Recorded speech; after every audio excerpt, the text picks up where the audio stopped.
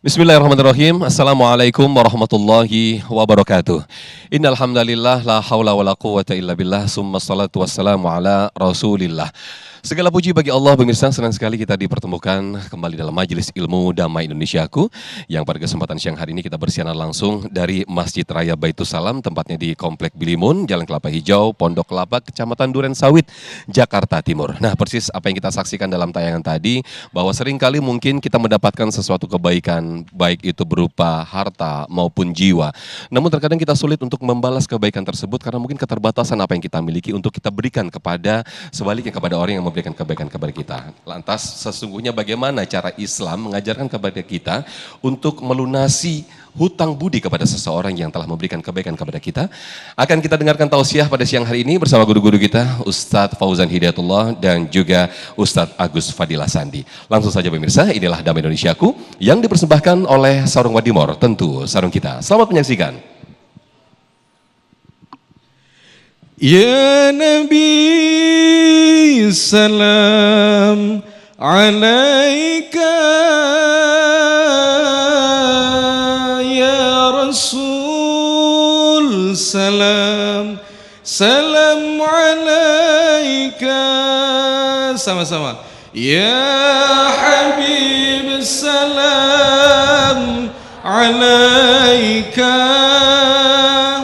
salawat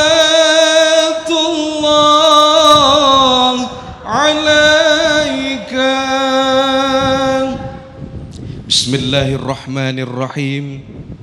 Assalamualaikum warahmatullahi wabarakatuh.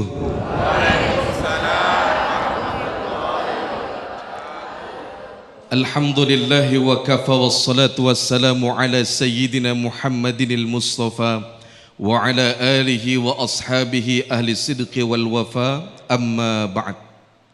Yang sama-sama kami hormati guru kita Ustadz Agus Fadilah Sandi. Kita doakan mudah-mudahan Ustadz Agus Allah berkahi kehidupannya, amin. Dan senantiasa istiqomah untuk membimbing kita semua, amin ya rabbal alamin. Host kita Ustadz Sofyan, hadirin Bapak Ibu jamaah Masjid Raya Baitus Salam yang dimuliakan oleh Allah, para pemirsa Damai Indonesiaku TV One dimanapun Anda berada yang berbahagia. Masak sayur labu pakai ketumbar, enak nggak Bu kira-kira? Kita ulangi ya, masak sayur labu pakai ketumbar. Bapak Ibu apa kabar? Sehat? Alhamdulillah. Saya mau tanya nih sama ibu-ibu, Bu, Ibu pernah nggak ngerasain punya hutang budi sama orang? Pernah? Kalau utang sama budi pernah nggak Bu? Sama siapa pernahnya Bu? Wati, Romlah, Rodia, udah banyak bener Bu utangnya. Ya baik, tema kita adalah cara melunasi hutang budi. Maka untuk mengawal ini saya ingin menyampaikan bahwasanya ketika kita mendapatkan kebaikan, Islam mengajarkan kepada kita untuk membalas kebaikan orang yang telah berbuat baik kepada kita. Karena Allah pun mengatakan dalam Quran surat Ar-Rahman ayat 60, Allah berfirman, A'udzu billahi minasyaitonir rajim. Hal jazaa'ul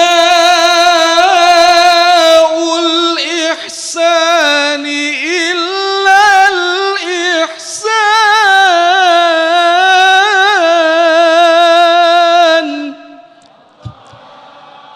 Tidak ada kebaikan yang diperoleh kecuali balasannya adalah kebaikan pula. Sehingga untuk kita membalas kebaikan orang lain, dalam tema kita adalah membalas budi, kita pun harus sama-sama bagaimana memanage hati kita, mengontrol hati kita, agar apa? agar kita betul-betul kita membalas sesuai dengan aturan dan kita tidak merasa terbebani dengan kebaikan yang kita berikan kepada orang lain. Apa saja langkah-langkah atau hal yang perlu kita fahami? Yang pertama, tentu kita harus menata niat kita. Ketika kita mendapatkan kebaikan, balaslah kebaikan tersebut, niatkan karena Allah, bukan karena oleh atau oleh karena, apalagi karena oleh-oleh, Bu. Tapi karena Allah. Kita memberi bukan untuk dipuji, kita memberi ikhlas karena lillahi rabbi. Ya, karena Allah Ta'ala. Sehingga apa itu ikhlas? Ikhlas itu adalah kemurnian hati dari segala sesuatu yang merusaknya. Apa yang merusak daripada hati itu? Tak lain adalah penyakit ingin di. Apa Bapak Ibu? Ingin dilihat, ria, betul? Ingin didengar, sum'ah. Ingin dibalas, pamrih. Padahal orang ikhlas takkan pernah menuntut balas. Karena orang ikhlas, kalau boleh saya berikan ungkapan atau definisi, ikhlas itu memberikan tanpa janji, melakukan tanpa tapi. Kalau misalkan contoh, ada orang, saya akan memberikan kamu, tapi berarti belum ikhlas, Bu. Karena ada syaratnya. Kalau saya jadi ketua RT, saya janji akan, berarti belum ikhlas karena ada syaratnya. Di sini ada RT-nya ada. Saya yakin bukan RT sini, RT sana. Tapi pindahan dari sini katanya. Ya. Artinya apa? Ikhlas itu tidak membutuhkan syarat dan tidak memerlukan alasan yang berat. Itulah kenapa Allah memerintahkan dalam Quran surat Al-Bayyinah ayat yang ke-6, wa ma umiru illa liya'budullaha mukhlishina lahuddina hunafa. Padahal mereka diperintahkan untuk menyembah Allah dengan ikhlas semata-mata untuk menjalankan agama.